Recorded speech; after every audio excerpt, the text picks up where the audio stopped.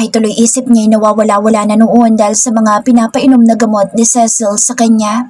And his dad? What about his dad? May mali din sa ama niya. Kailangan niya mabantayan ang daddy niya pero hindi na niya alam kung saan iyon dinala ni Feline. Shit, he has to know. He has to be more careful. Umiling siya ng marahas sabay tampal sa manibela ng sasakyan niya. Kailangan niyang malaman kung anong totoo nangyayari. Maybe he should open about it to his wife. Walang ibang tutulong sa kanya kung hindi ang asawa niya lang na walang kasimbait at matiisin ng sobra. Maling-mali na nasaktan niya ng husto ang damdamin ng isang babaeng tulad ni Freya na kahit na wala siyang maalalay parang hindi niya talaga magawang magalit kapag natititigan niya ang berdeng mga mata nito. Parang puno na lungkot ang mga iyon pero hindi mapaiyak sa harap ng tao. Pinagtatagpi-tagpi niya ang lahat habang siya'y maingat na nagmamaneho. Nagising siya na palibot ng mga puno ang paligid. Maliit ang bahay na kinaroroonan nila pero maganda at kumpleto sa gamit, lalo na ang mga pasilidad para sa medikasyon niya. His father was there too. He knew himself when he woke up. Lumuwas lang sila ng Maynila ay nang bumuti na siya at nakahanda na ang plano nila ni Feline na pasakitan si Freya. Inayos niyang sarili ng matanaw ang mansyon. Malapit na siya sa bahay at kailangan niyang umayos. Sabi ay isa siyang magaling na artista noong kabataan niya. Magagamit niya iyon ngayon. Kabababa pa lang niya sa kotse ay niluluwaganan niya kaagad ang suot niyang necktie. His face was stern at walang mababakas na saya sa mukha niya. Hindi tulad kanina na kasama niya si Freya na parang lumundag ang puso niya sa hindi niya malamang dahilan. Ngayon wala, na hindi siya excited na pumasok ng bahay ni Feline. There's no sense of happiness inside that house because it is just merely a house and not a home. Kaagad niya nakita ang babae na may mga binabasang papel pero parang aligagang na itago nang dumating siya. Saan ka galing? Akala mo hindi ko alam? Galit na bunga dito sa kanya pero ngumiti siya. Pinasusundan siya nito at alam na niya iyon. Action. Wala ka bang bilib sa akin? Tanong niya rito. Nakita mo na kung paano ko dinurog si Freya sa harap mo noong nakarang araw.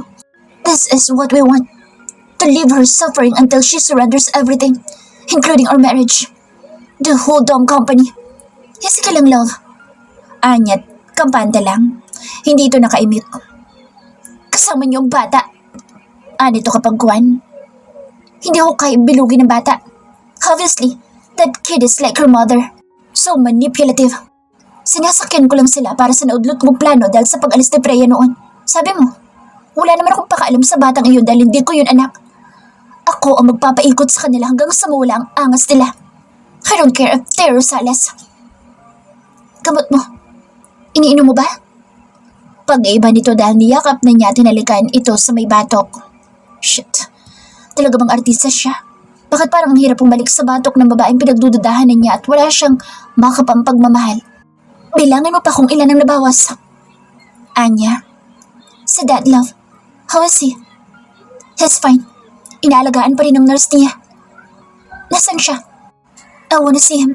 Gusto ko na mag-dinner tayo kasama si Daddy, gaya noong kagagaling ko pa lang sa aksidente. Okay, I'll plan for it. Kumain ka na ba? I didn't enjoy the food. Halika na, kain na tayo. Ang hirap pa kasabay sa mag-ina na yun. Talaga bang artista ako, love? Natawa ito ng konti. Hirap ka? Bakit? Maarte ba? Sobra. Gustong-gusto ko na umuwi pero iniisip ko ang plano natin. Konting tiis na lang. Kapag nakuha mo na lahat, malalayo ka na rin sa kanila at tayo na ni Nabibi magsasama-sama. Saglit niyang tinignan ng papel na hindi nito nagawang itago sa kanya pero pakiramdam niya ay pilit nitong itinatago talaga. What's that? Insurance policy. Nangunod ang noon niya lalo. Ano yun? Out of curiosity ay pilit niya na kinuha ang papel na parang hindi nito gustong makita niya. No, Lucas. It's about business. Agaw nito sabay halik sa kanya pero inagaw niya ulit dahil matangkad siya ay wala itong nagawa nang itaas niya ang kamay para iiwas iyon. He read it. Cecil. Celine. Annulment papers?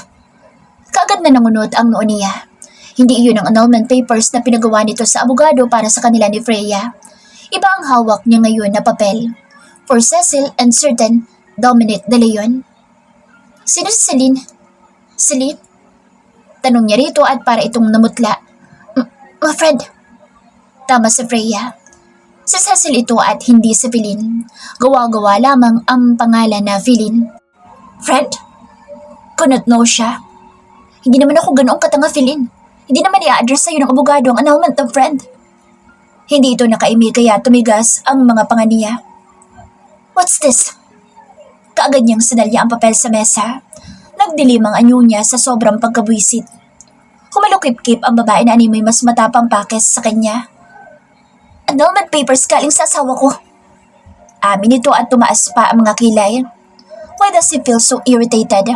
Samantalang kapag si Freya ang nagtataray sa kanya ay gandang-ganda palalo siya at parang gusto niyang halikan. Dito kay Feline ay parang gusto niyang sapakin lalo pa ngayon at alam na niyang ginagago siya ng babae. Kaagad na pati imbagang siya. Bullshit! Ginagago mo ako? May sakit ako pero hindi ako tanga. Ginawa mo pa akong kabit mo? May asawa ka pala pero hindi mo sinabi sa akin? Gigil na asit niya sa babae. It doesn't matter. Hiwalay na kami at mag-aanal na kami, Lucas. Saka matagal na tayong ganito. Hindi mo ba maalala? Simula na maghiwalay kayo ni Freya, tayo na nagsasama. Ilang taon na tayo. Ika pa ng babae sa kanya. He smiled. Really? Do you have proof? Malumanay na sabi niya pero hindi maitago ang pagdududa sa tono ng boses niya.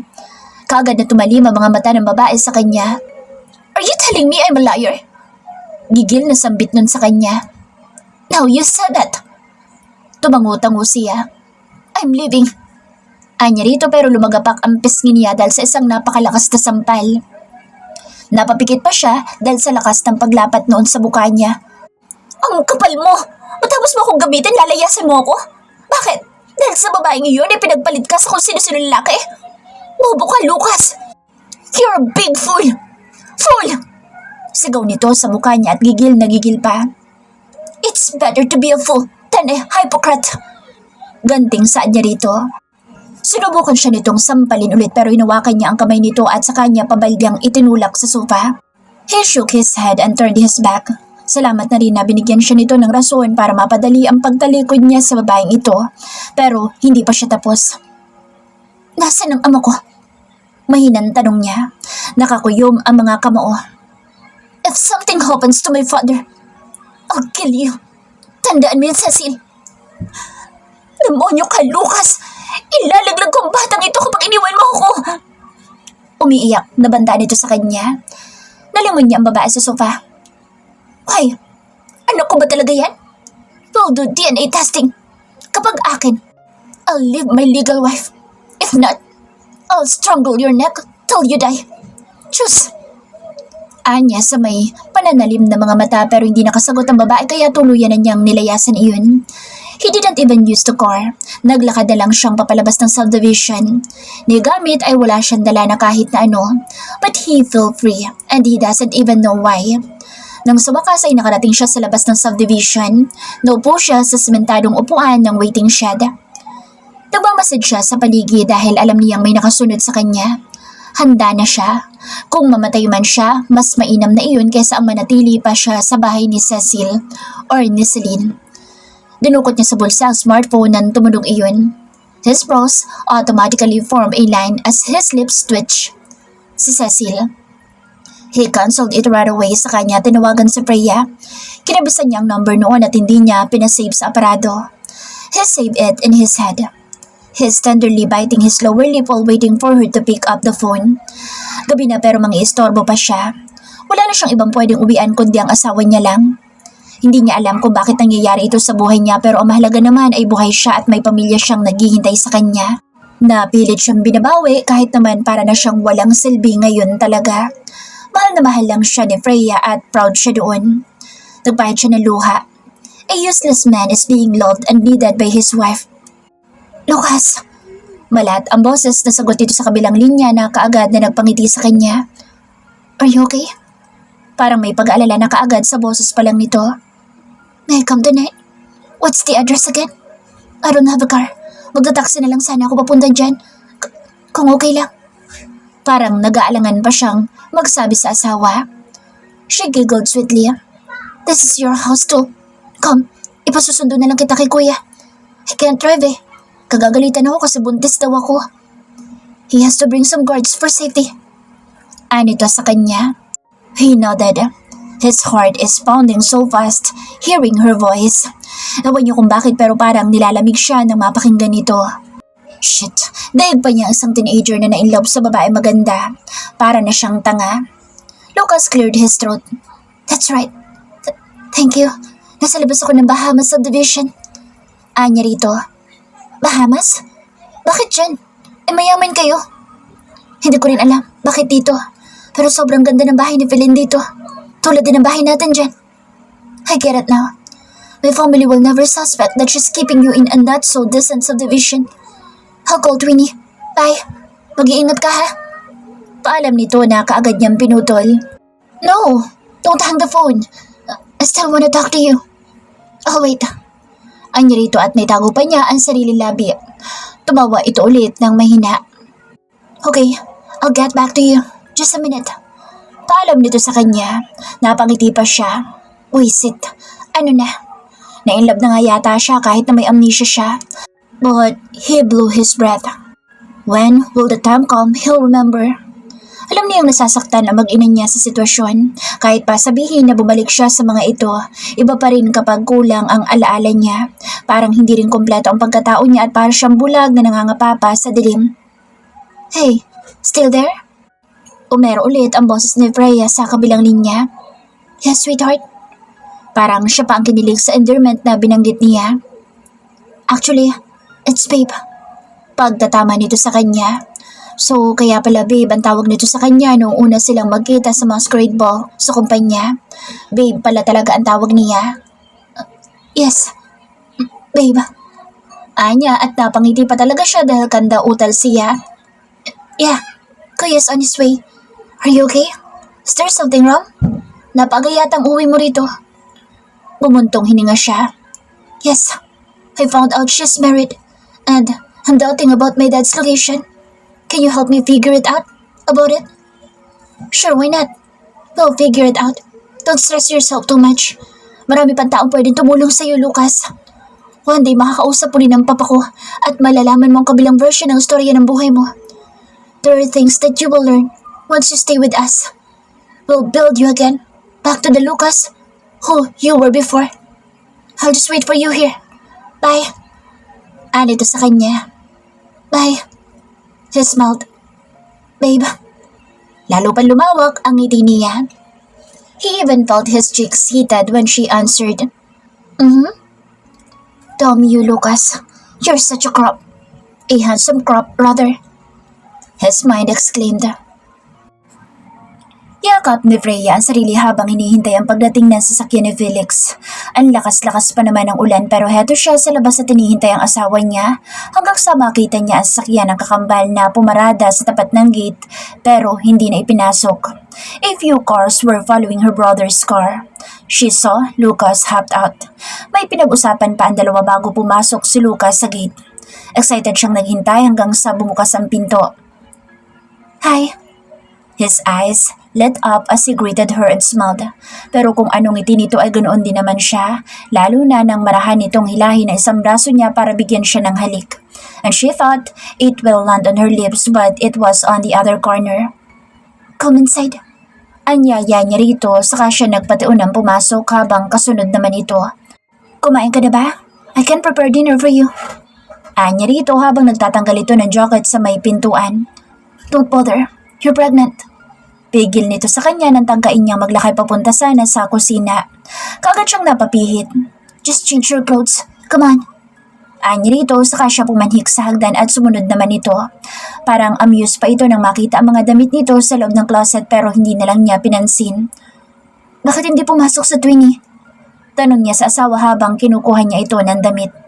He said, doon siya uuwi sa mama at papa niyo. Ngumiti pa ito at parang iba ang naging kahulugan noon. Umiling kasi si Lucas na parang may naalalang nakakatuwa. Parang nahuhulaan na niya. Malamang ay bastos na naman ang kakambal niya kay Lucas kaya ngayon, ang isa naman ay parang idinuduyan sa langit. Change your clothes. Utos niya rito. Matapos niyang may abot ang mga damit nito. Lumabas na muna siya at naupo sa gilid ng kama. She waited for him to finish changing his clothes until he finally did. Naglakad itong palapit sa kanya at tiningnan pa si Diana na natutulog sa kama. Let's talk. Aya niya sa asawa sa kanya hinila itong papunta sa office. Don't you think it's late?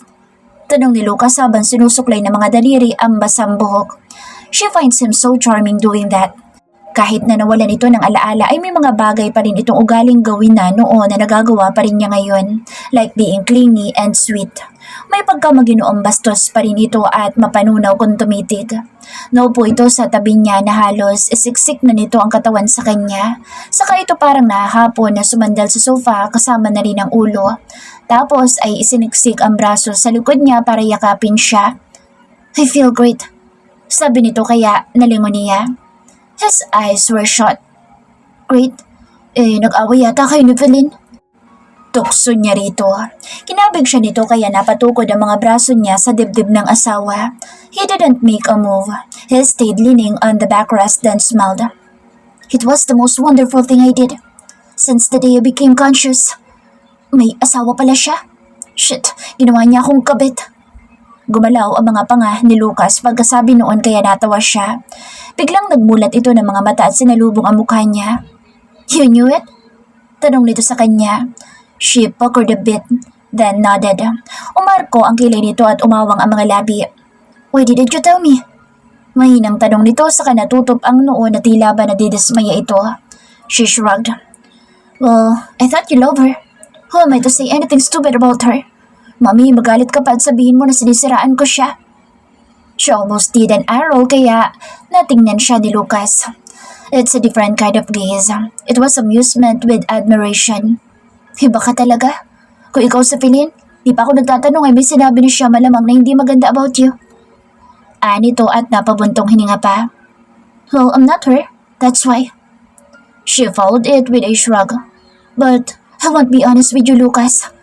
May nakasampa akong kaso sa babaeng iyon. And unfortunately, damay ka. Tila baliw lang sabi niya dito but she's waiting for his reaction. Nakatitig lang ito sa mga mata niya tapos ay tumulis ng konti ang labi at saka tumungo. Whatever you think is best, I won't object. Who should I trust? Litong-lito na ako pero naniniwala ako sa'yo. I feel like I'm safe with you. Pero, makukulong ba ako kung makukulong siya? Bumalik ang mga mata nito sa mukha niya. Umiling naman siya. No, sasabihin mo naman sa korte na may amnesia ka at doktor magpapatunay noon. She kept you. She intended it. Tapos ginawa niya asawa ang sarili niya. At pinipilit pa niya ang annulment natin. She's married to somebody else. Kaya kahit naman maghiwalay tayo sa batas, hindi pa rin kayo makakasal. Yun kung magpapa-annul din sila ng asawa niyang babaero. Dismayado siyang napailing ulit. Ano ba? At ang mundo ngayon ay puro na lang lalakero at babaero. Wala na yatang naging civil sa mundo. Yung bata, paano? Tanong niya sa asawa. Nagkibit balikat ito. I'm not sure if it's mine. I was so dumb puzzled about it. And also, so dumb puzzled about my dad's location. Biglang lumamlam ang mga mata nito. Inaalagaan ng nurse si daddy. Magkasama kami noong una pero inilipat siya ni Feline. Bubuga ito ng hangin. Now, I'm doubting. I wonder if he's safe. Wala akong magawa dahil para akong tanga. Wala akong silbi. Ngayon parang gusto ko na mapatayin sa Feline. Umiling si Lucas at nangilid ang mga luha. Gigil ito kaya hinawakan niya ang braso nito. You'll be put in jail if you do that. Paano kami? Tanong niya sa asawa na napatingin lang sa kanya tapos ay tumango-tango. He lightly smiled. Why do you love me this much? I'm useless. Out of my memory. Sometimes lifeless. But you keep on fighting for me. It's because of our kids. Anya rito pero umarko mga kilay nito at parang nagpapakyut na patingin-tingin sa kanya at sa mga daliri niyang nilalaro na nito ngayon. Dahil lang ba sa kanila? He pulled her closer. And well, of course, it's because I love you kahit na wala ako dito. Ayokong sukuan ka. He was trying to locate daddy because Cecil might be using him against you or you against him. Akala ko nga magtatagal ka pa sa tabi niya para hindi siya makahalata. Hindi mo na rin pala natiis pa. Thank you.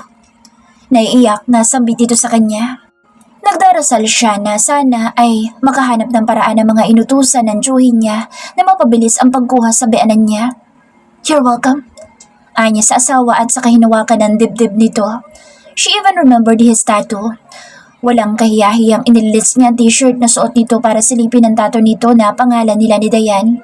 Pero sa pagkadismaya niya ay hindi na iyon makita dahil may ibang design na. What is it? Takang tanong nito sa kanya at natingnan din ang sariling dibdib. She even touched his scar. Bumalik sa isip niya ang araw na iyon na ibinigay ni Lucas ang sariling katawan para saluhin ang bala na dapat ay kanya.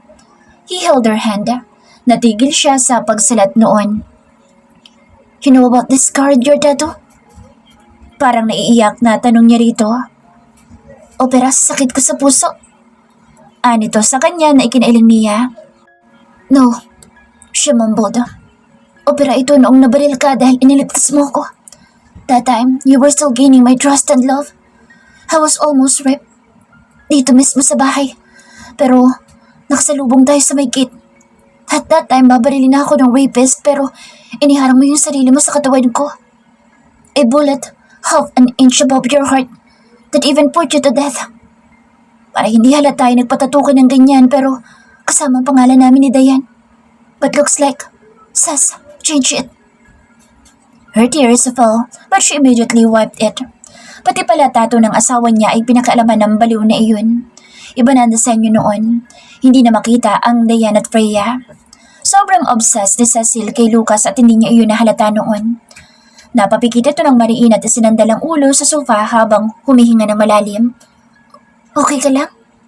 Bigla siyang nataranta kaya ibinaba niya ang damit nito at hinawakan nito sa muka. Hindi ito kaagad umimik pero maya-maya ay tumawa ng mahina. I'm fine. I'm not dying. Anito sa kanya. Better sleep now. I'm not going anywhere. He wrapped his arms around her, saka inangat ang ulo at pinakatitigan siya. Tumas ang sulok ng labi nito. He had kind of smile she hadn't seen since they met again. I'll stay forever. Lucas cupped the back of her head and gently pulled her to kiss her lips.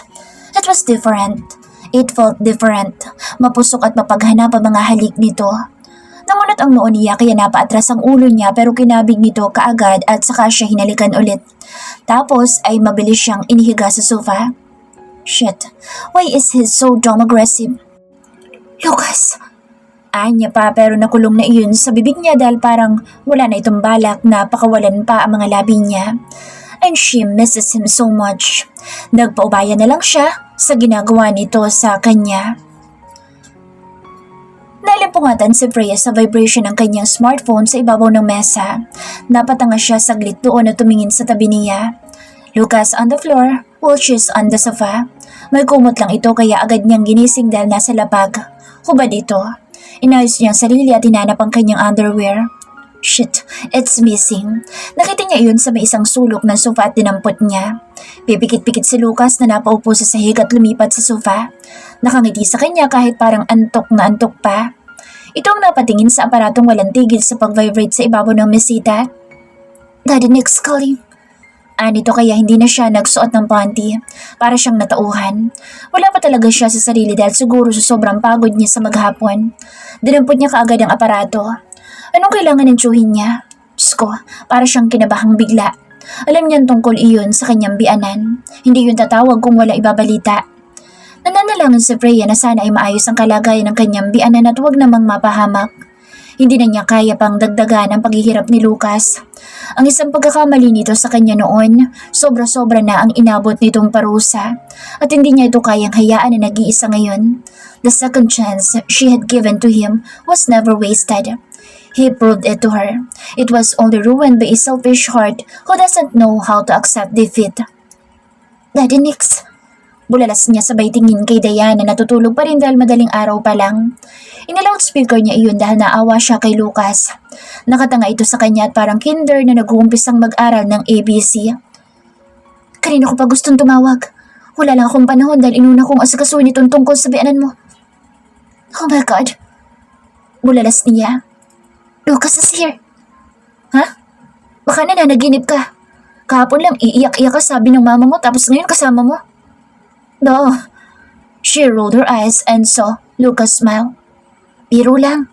Nakakapagbiro ng daddy mong pogi dahil nakuha ko ng dapat ko makuha. Nagkatinginan silang mag-asawa. Nasa akin ang bianan mo. At tama lahat ng hinala ko. Pinagbantaan siya na sasaktan si Lucas kapag hindi niya sinira ang pagsasama niyo. Nanlumo siya nang biglang umiyak ang asawa niya. Napatakip ito sa mata at yumugyug ang mga balikat kaya agad niyang niyakap. Okay na siya. Wala na kayong dapat na ipag-alala na mag-asawa. Kalma lang dahil hindi makakatakas sa Felicity. Feline. Daddy Nix. Feline pala. Dami kasing pangalan. Genoa pa ang daddy ni Lucas. Ang dami nitong jowa. Si Lucas siguro ang ama ng anak nito. Hindi ako. Agad nitong salo sabay singhod kaya naman halos natawa siya. Is my son there? Boses iyon ang bianan niya kaya siya naman ang naiyak. Dad. Ani Lucas sa ama. Son. Yes, son. Thanks God. Whatever happens, protect your family, son. I'm so sorry if I lied. I have to protect you. I had to protect you, son. Alam ko sa puso ko na mahanap mo ang pagmamahal mo sa mag-ina mo at hindi ako nagkamali. Hindi mo anak ang pinabubuntis ng babaeng iyo dahil kwento mo sa akin. Si Freya lang ang kinuha mo na walang proteksyon. Isa pa, wala kayong relasyon ng babaeng iyon. Umiiyak na sabi noon. Ang apo ko. Ang mga apo ko. Hindi ko sila pababayaan, Dad. May maalala man ako sa wala. Sila ang una sa akin. Sagot naman ni Lucas sa ama. Nakamonitor lahat ng koneksyon ko para bantayan kayo. Hindi makakatakas si Freya. Ikukulong natin ang babaeng iyon. Natatandaan mo mga sinabi ko? Yes, Daddy Nix. Gagamitin natin iyo laban sa kanya. Paiikutin muna natin siya. Nararamdaman ko na hindi pa naman siya mamamatay tao. Desperada lang. Kwento naman ng bianan mo na inalagaan naman siya na maayos. Paano kayo nakapasok? Daddy Nix. Sus, wala ka bang bilib sa akin? Hindi na ako agent pero ang utak ko ay agent pa rin. Swerte lang din. May nagpanggap lang na tauhan. Pinasok tapos lahat sila tanimbog. Tumatawag si Feline. Akala ay ayos pa ang lahat. Lahat ng tauhan nasa kustodiya na ng batas pero ang alam ni Feline, nasa pinagtataguan pa niya ang ama ni Lucas. Thank you, Daddy Nix. Nakahinga nang maluwag na sabi niya rito. Hindi ko kayo pababayaan. Mama mo nga na hindi ko kilala, nahanap ko. Kayo pa ba? Pababayaan ko? Sige na, may panahon din para magkita kayo. Matulog na kayo gumawa ng bata. Nawala iyon agad sa linya kaya napatanga na lang siya. Salamat, babe. Ani Lucas sa kanya kaya tumingin siya rito at ngumiti. Sus, hindi ko kaya mapahamak si Daddy Lucas. He was so kind and sweet. Namahan niya si Diane. Gusto ko matupad ang pangarap ng anak natin na magbakasyon tayo sa Aklan. Aklan is a place here in the Philippines. Doon nakatira ang daddy mo. He was working from home. May sarili siyang production company sa California. Tumangutang-ulang ito kaya hinawakan niya ito sa kamay. I'll help you. Ibabangon natin iyon sa ilang buwan na nawala kayo. Thank you. Pasensya ka na sa lahat ng ginawa ko nung una. Wala akong alam. Ang naaalala ko lang maghihiganti ako pagkamatay ng mommy ko. Si Dad. Nasaktan kita kasi pinatunayan ni Dad na masama ka. Anitong parang sising-sisi sa lahat pero tumango lang siya. She understand. Hindi na siya tulad noon na basta tumatalikod nang hindi nauunawaan ng lahat. Nagbago na siya at pinayabong siya ng panahon ng mga pagsubok. At nagpapasalamat siya dahil kung tumalikod naman siya dahil lang sa nasaktan siya, wala sila sa ganitong sitwasyon. Ngayon, hindi niya sana nailigtas ang sawa at bianan niya. Doon pa lang, panalo na siya. Napaangat ang ulo ni Freya nang bumungad sa pinto ng office niya si Becca. She smiled at her best friend. Naligaw yata ang kaibigan niya. 2 araw nang tahimik ang buhay niya, kaya medyo relax na siya kasamang anak niya at asawa. Lucas mas busy but he's showing good signs of being a good husband. Parang wala naman ngang naiba sa asawa niya. Ganoon na ganoon pa rin naman ito. Yun lang ay kapag tinatanong na ng nakaraan ay wala nang maalala. How's the newlywed? Biro nito sa kanya kaya natawa siya na mahina. Naghihintay siya ng pagsugod ni Cecil. Nakalerto naman ang mga bodyguards niya. Hindi pa nakikita ni Diane ang lolo nito dahil naghihintay pa sila na lumabas ang warrant at nakipin si Feline. Ang iniisip lang niya ay ang ipinagbubuntis noon. Naawa din siya sa bata kahit na galit siya sa ina nito. It's simply because she has a heart of a mother. Newlywed? Walang newlywed. Ikaw lang. Ani naman niya rito. Becca walked towards her and kissed her cheek. Hinaplos pa ng kaibigan ng Chania. I saw Lucas last night. Sumakay siya sa kotse ni Kuya, Felix. Umuwi na, no? Anito pa sa kanya at itinukod ang mga braso sa may gilid na mesa niya. Sumandal siya sa silya at nilaro-laro ang sign pen sa kamay niya. Yes, he did. He learned about Cecil being married to somebody else. Kwento niya sa kaibigan. Diyos ko, as in? Di tayo na-inform. Gimbal na tanong ni Becca kaya napailing na lang siya. Dismayado siya dahil isa din siyang naging tanga. She's so manipulative. Mas may malala pa. Nakuha na ni Daddy Nick si Daddy. Si Cecil talaga may pakana na lahat. Nagkwento na si Daddy Lucas sa tito ko, sa mga polis. Si Cecil ang may pakana ng lahat. Statement ni Daddy ang maglilinaw sa lahat. Ikinuwento mismo ni Cecil kung paano niyang inutusan ng isang driver na aruruhin si Lucas. Pero hindi raw inakala na aabot sa ganoong kalalang aksidente. Kinuha nila si Lucas. Umamin din ng mga tauhan para mapababa ang sentensya. Ginagamit ni Cecil ang yaman ng dating kalaguyo at ang mga hinutot na pera kay Daddy. Yun ang ipinangmamanipula niya sa mga tauhan niyang pinulot pala sa mga kanto-kanto at mga patapo ng buhay. Kwento niya sa kaibigan. Joseph. Anitong tutop ang labi, tila hindi makapaniwala. Siya may hindi halos maniwala ng personal na pumunta ang Daddy Nix niya at nagkwento sa papa niya. Ang itinuturing niyang matapat na kaibigan ay isa palang lihim na kaaway.